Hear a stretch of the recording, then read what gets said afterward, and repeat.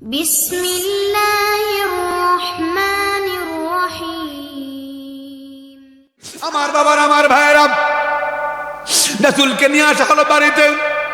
হাদিস শরীফের মধ্যে আছে, রাসূলের যখন জুব্বাটা খোলা হলো, একটা অংশ বাকি নাই যে অংশে চাবুকের আঘাত লাগে না। সমস্ত শরীর রক্তে রঞ্জিত হয়ে গেল। আমার নবী, আপনার নবী, মায়ার নবী। সাহাবারা বেকার হয়ে গেলেন। আবু জাহেল কোথায়?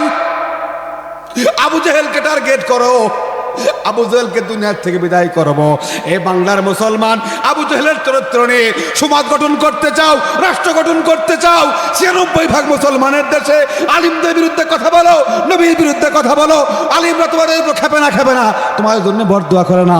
আলিম যদি বরদোয়া করে তোমাকে জাহান্নামী হতে হবে। কথা বলেন ঠিক কিনা?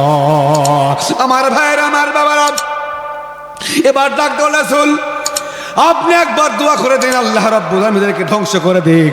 কিন্তু মায়ের নবী, দয়ার নবী বলে, না রে না, আমাকে মারতে পারে কিন্তু আমি মারবো না। কারণ আল্লাহকে আমি বলেছিলাম আমি দুনিয়ায় যাচ্ছি, আমাকে যদি শেষ করেও দেয় তারও আমি বরদোয়া করবো না। আমি সবাইকে হেদায়েতের জন্য দোয়া করলাম। বলুন না আল্লাহুম্মা আমিন, বলুন না আল্লাহুম্মা আমিন। হাদিস শরীফের মধ্যে আছে, আল্লাহ রাসূলকে জানায় দেয়, রাসূল তুমি একবার হাত তোলো, এই কমকে ধ্বংস করতে আমার 1 সেকেন্ড টাইম লাগবে না। আমার বন্ধুরা ডিস্টেন্সের উপর ভালো বুঝবেন। হযরত নূহ আলাইহিস সালাতু ওয়াস সালাম কি নবী?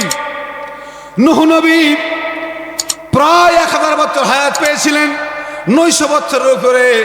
কিন্তু এই নূহ নবী মানুষগুলো কেবল